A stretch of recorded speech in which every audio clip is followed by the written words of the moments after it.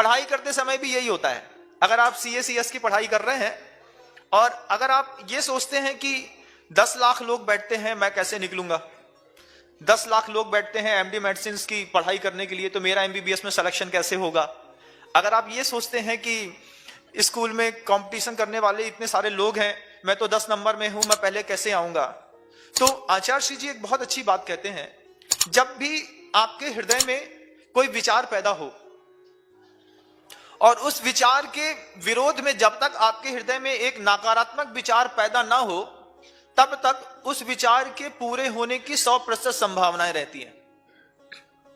फिर से कहूं, आपके हृदय में कोई विचार पैदा हुआ कि मुझे ऐसा करना है, मुझे माउंट एवरेस्ट की पहाड़ी को चढ़ना है, विचार पैदा हुआ। अब जब तक आपके हृदय में इसका नेगेटिव थॉट्स पैदा नहीं होता, जब तक आप ये नहीं सोच लें अरे वहां चढ़ेंगे फिसल गए तो, गिर गए तो, अब मान लो वहां पर चढ़े ठंडी कितनी रहती है, सांस लेने में तकलीफ तो नहीं होगी, खाने की क्या जरूरत होगी, घर छूट जाएगा। जैसे ही नेगेटिव थॉट्स आते हैं वैसे ही आपके पॉजिटिव थॉट्स की कैपेसिटी कम होती चली जाती है। चाहे आप 4th क्लास में पढ़ते हो, आप 6th में पढ़ते हो, चाहे आप व्यवसाय करते हो, चाहे आप घर चलाते हो, चाहे आप साधना करते हो, चाहे आप आचार्य हो, चाहे अरिहंत हो, जहां भी नकारात्मक विचारों ने आपके जीवन में प्रवेश किया और आप असफल होना शुरू हुए, और यही नकारात्मक विचार जब तक दिमाग में नहीं आते, अरे नहीं हम सब कर लेंगे, तुमने इसके माइनस पॉइंट्स के बारे में सोचा नहीं, हमने माइनस पॉइंट्स के बारे में ना देखा ना सोचा, मात्र हमने पॉजिटिव पॉइंट सोचा, अपना लक्ष्य। महाभारत के उस प्रसंग से अपने को भी प्रेरणा लेनी है कि जब गुरु द्रोणाचार्य ने बहुत सारे शिष्यों से एक साथ कहा कि तुम्हें पेड़ में क्या क्या दिखाई दे रहा है, तो कोई कहता है कि डाल पत्ती, कोई कह रहा है कुछ, कोई पंछी, कोई चहचहाट, दुनिया भर की बातें। लेकिन लक्ष्य भेदने वाले ने कहा कि मुझे सिर्फ अपने लक्ष्य के अलावा कुछ दिखाई ही नहीं दे रहा है। जब तक आपको आपके लक्ष्य के अलावा कुछ भी दिखाई देता रहेगा, तब तक आप कभी भी अपने लक्ष्य को प्राप्त नहीं कर पाएंगे। कोई भी कॉम्पिटिटिव एग्जाम जो बच्चे बाहर रह करके कर रहे हैं, इंदौर में, बेंगलोर में, दिल्ली में, कोटा में, रायपुर में, भिलाई में, कहीं भी रह करके आपका बच्चा कोई कॉम्पिटिटिव एग्जाम करता है, पास करता है, आपको क्या लगता है बच्चा क्यों पास नहीं होता? इसका सबसे बड़ा कारण बताता हूं।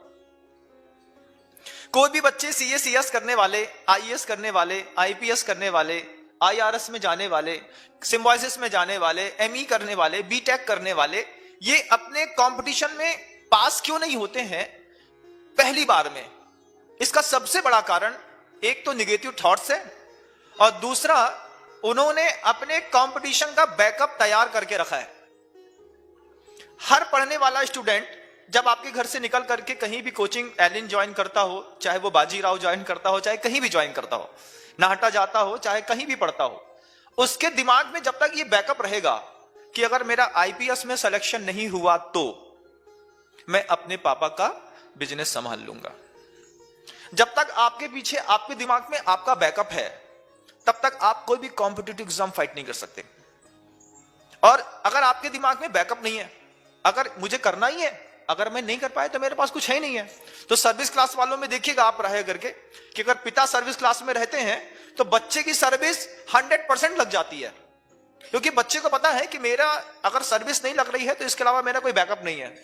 और जो बिजनेस सेक्टर से बच्चे पढ़ाई के लिए जाते हैं और अर्थकारी विद्या पढ़ते हैं, प्रोफेशनल एजुकेशन जो लेने के लिए बड़े बड़े हायर इंस्टीट्यूट में, IIT में जाते हैं, किसी भी बच्चे के दिमाग में जब तक बैकअप रहेगा कि अगर मैं CA में पास नहीं हुआ तो पापा की दुकान चला लूंगा, अगर मेरा MD MBBS में सिलेक्शन नहीं हुआ तो मैं BDS कर लूंगा, अगर मेरा BDS में सिलेक्शन नहीं हुआ तो मैं DMLT के कोर्स करके पैथोलॉजी की दुकान खोल लूंगा, अगर मेरा वकालत में सिलेक्शन नहीं हुआ तो मैं अपना चेंज कोर्स करके कॉमर्स को पकड़ के कहीं और चला जाऊंगा।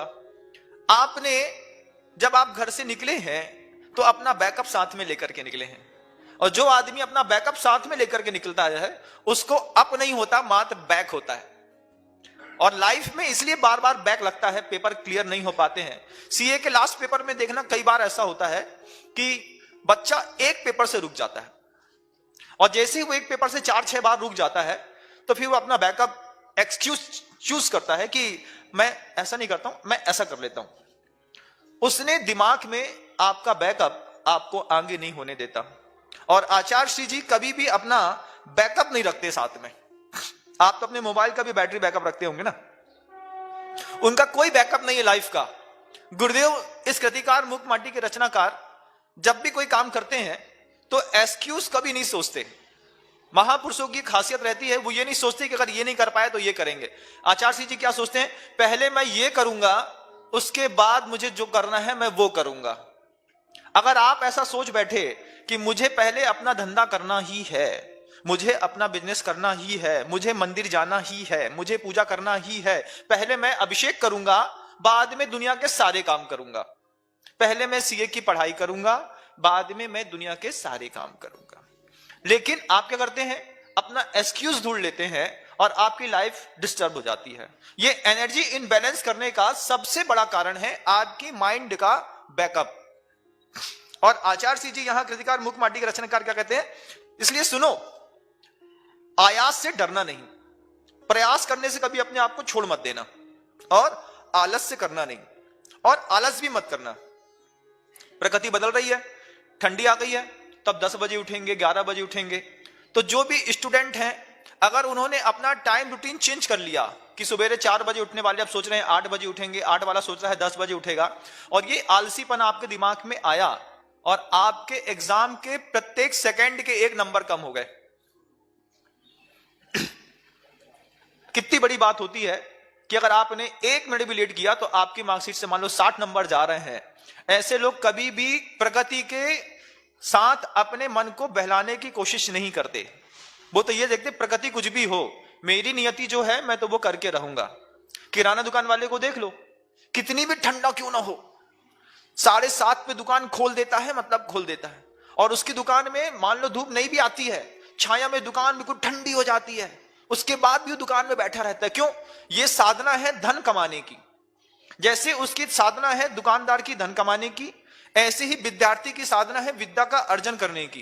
प्रकृति से कभी भी अपने आप को ढालने की और प्रकृति के साथ मिल करके बहकने की कोशिश मत करना। मरी मछली होगी जो पानी के बहाव के साथ बहेगी। आप लोगों को सजगता की आवश्यकता है। टाइम मैनेजमेंट दुनिया की सबसे बड़ी चीज है।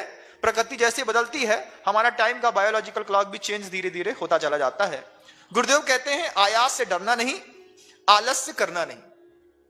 फिर आगे कितनी अच्छी बात, कभी कभी, मतलब हमेशा नहीं, कभी कभी साधना के समय ऐसी भी घाटियां आ सकती हैं कि थोड़ी सी प्रतिकूलता में जिसकी समता वह आकाश को चूमती थी, उसे भी विषमता की नागिन सूंघ सकती है। कह रहे हैं आचार्य, कहते हैं कभी कभी, हमेशा नहीं आएंगी घाटियां, उतार चढ़ाव जीवन में हमेशा नहीं आते, कभी कभी आता है, और वो भी सबको नहीं आता, किसी किसी को आता है। तो कभी कभी साधना के समय ऐसी भी घाटियां, घाटियां क्या, उपसर्ग या परिचय, ये घाटियां हैं। उपसर्ग और परिचय रूपी ये घाटियां आ सकती हैं साधक के जीवन में, और जब वो उपसर्ग आता है या फिर जब वो परिचय जीवन में आते हैं, थोड़ी सी प्रतिकूलता में, जिसके सामने समता शिरोमणि शब्द लिखा था, वे समता शिरोमणि कहलाने वाले भी थोड़ी सी प्रतिकूलता में जिसकी समता वह आकाश को चूमती थी, उसे भी विषमता की नागिन सूंघ सकती है। जब तक प्रतिकूल वातावरण नहीं है तभी तक हम अच्छे हैं, तभी तक हमारा स्वभाव अच्छा है, तभी तक हमारा व्यवहार अच्छा है, तभी तक हमारा संसार अच्छा है। और जैसे ही थोड़ा सा प्रतिकूल वातावरण बनता है, तो पहले यह समझना होगा कि प्रतिकूल वातावरण के कारण हमारी समता खो जाती है कि प्रतिकूल मन स्थिति के कारण हमारी समता खो जाती है। वातावरण तो अभी भी बहुत ज्यादा प्रतिकूल है। मान लीजिए आपको भूख लगी है, खाना नहीं मिल रहा है, कुछ भी नहीं मिल रहा है, प्रतिकूल वातावरण है। अब प्रतिकूल वातावरण के कारण आपको दुख है? नहीं, आपकी उस मन स्थिति के कारण कभी भी पौद्गलिक कोई भी द्रव्य दुख का कारण नहीं बनता। पौद्गलिक द्रव्यों के कारण अंतर्मन में उत्पन्न हुए विचार, वह मनस्थितियां ही आदमी के जीवन में प्रतिकूलता पैदा करती हैं। इसी को आचार्य जी कहते हैं कि अपने ही वातावरण में अपने ही मन में अपना ही नरक पैदा करके, ऐसा कौन सा जीव है जो अपने मन का नरक नहीं भोगता? परिस्थितियां ऐसी है ही नहीं, लेकिन आपने अपने मन के अंदर ऐसी परिस्थितियां विचारों में निर्मित कर ली हैं, और उस मन के नरक से तुम कितने त्रस्त हो। बगल वाले को तो पता भी नहीं है कि आपके मन के अंदर किसी प्रकार का संक्लेश है, कसाय है, ईर्ष्या है, द्वेष है। बगल वाले को तो पता भी नहीं है, और तुम क्या सोचते हो सब पता है, उसके बाद भी बन रहा है, उसको पता ही नहीं है।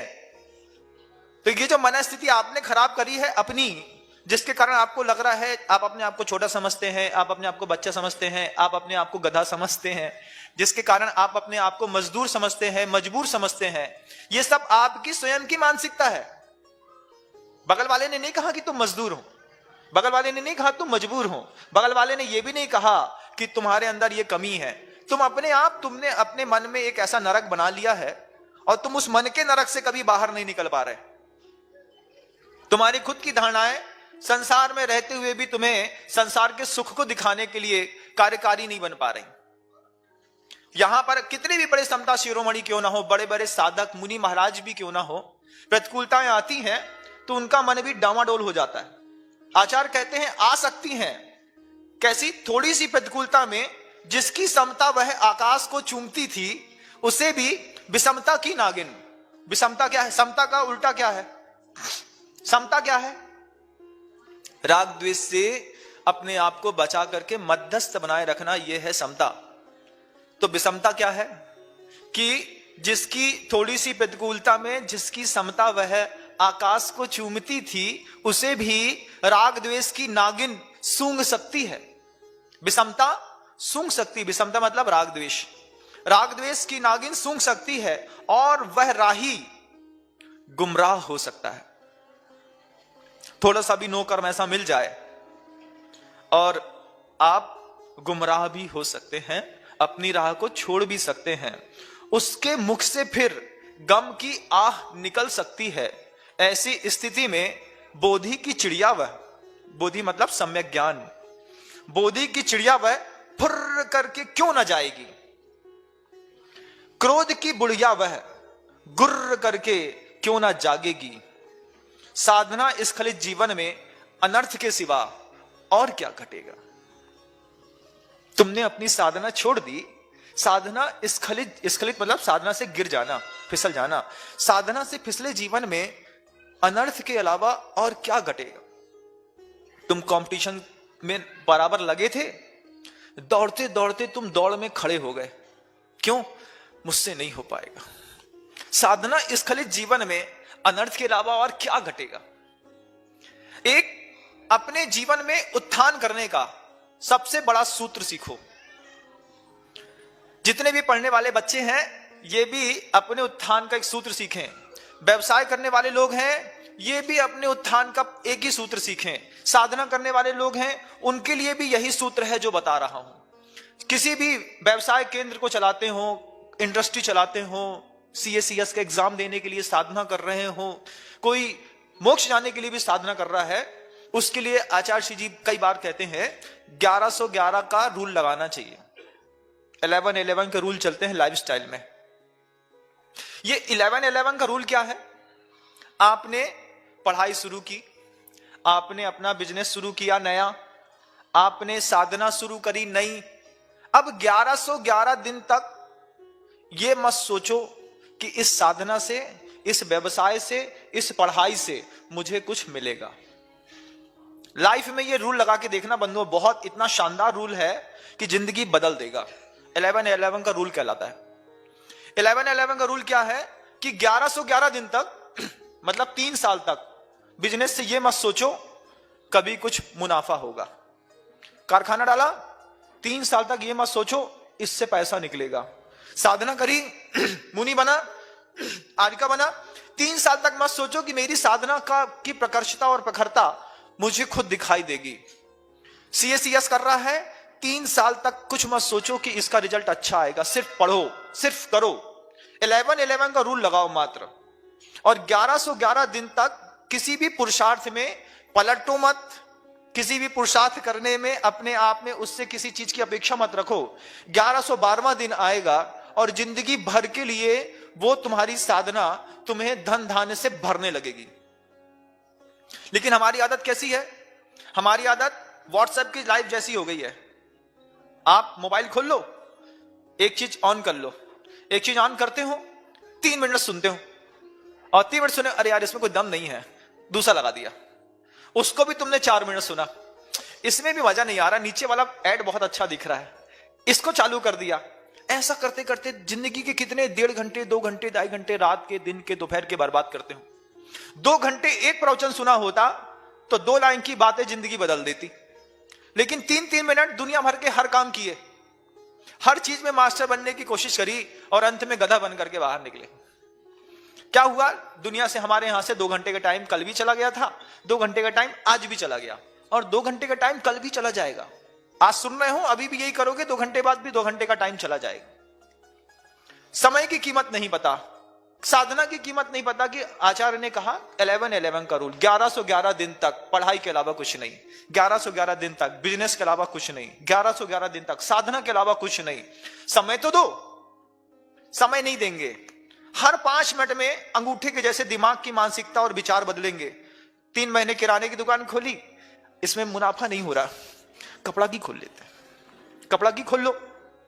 कपड़ा की 4 महीने खोली, सीजन नहीं चला, समझ में नहीं आ रहा, एक रिडक्शन सेल लगा देते हैं, पूरे कपड़े की दुकान बेच डाली, पूरी की पूरी किराने की दुकान बेच डाली। अब क्या करें यार? जोशी को दिखाया था, वो कहता था कि लोहे का धंधा अच्छा रहता, लोहा का करके देखते हैं। अगले 3 महीने बाद लोहे का धंधा डाल दिया। फिर लोहा का, जैसे तुमने लोहा खरीदा, लोहा 50 रुपए था, तुम्हारे खरीदने के बाद 42 रुपए हो गया। फिर माथा कूटा, फिर महाराज के पास गए, महाराज कुछ उपाय बताओ। अब महाराज क्या उपाय बताएं भाई? महाराज ने तो एक ही चीज कहा, पिताजी कहते थे बनिया की बैक में पारस होता है, बस अपनी दुकान में बैठा रहे। वो शब्द मैं कहने नहीं चाहता, अच्छा नहीं लगता है। बता, दुकानदार अपनी दुकान में सिर्फ बैठा रहे, दुकान अपने आप चलती है। लेकिन हमारी क्या आदत है कि हम दुकान खोलते हैं और दुकान में ग्राहक ही नहीं रहता, तो हम पड़ोसी की दुकान में जाकर के खड़े हो जाते हैं, बात करने लगते हैं, क्यों भाई क्या चल रहा है। अगर दिमाग भी नहीं चल रहा है बच्चों का, तो वो बच्चे भी यही करते हैं कि बुक्स को बंद कर देते हैं और दूसरी किताबें, दूसरा एंड्रॉइड खोल लेते हैं। जब एनर्जी में टी लगा दिया तो एनर्जी एक फ्लो में नहीं बहेगी, तो तुम्हारा वैसे भी कॉम्पिटिटिव एग्जाम पास नहीं होने वाला है। सबसे पहले स्थिरता ले आओ कि मुझे एक काम एक तरीके से करना है, और ये स्थिरता नहीं है, इसी का नाम स्खलन है। और आचार्य यहां पर कहते हैं साधना स्खलित जीवन में अनर्थ के सिवा और क्या घटेगा। तुमने साधना की ही नहीं, 1111 दिन की भी साधना कर लेते तो कहीं भी बैठ जाते, वहीं से पैसा निकलना शुरू हो जाता, वहीं से साधना का रंग दिखना शुरू हो जाता, वहीं से पढ़ाई में तुम ऊपर उठना शुरू हो जाते। लेकिन हमको हर 5 मिनट में मन के कारण अपने आप को बदलने की जो आदत पड़ गई है, सिर्फ हमारे विकास को रोकने का यह सबसे बड़ा कारण बन गया।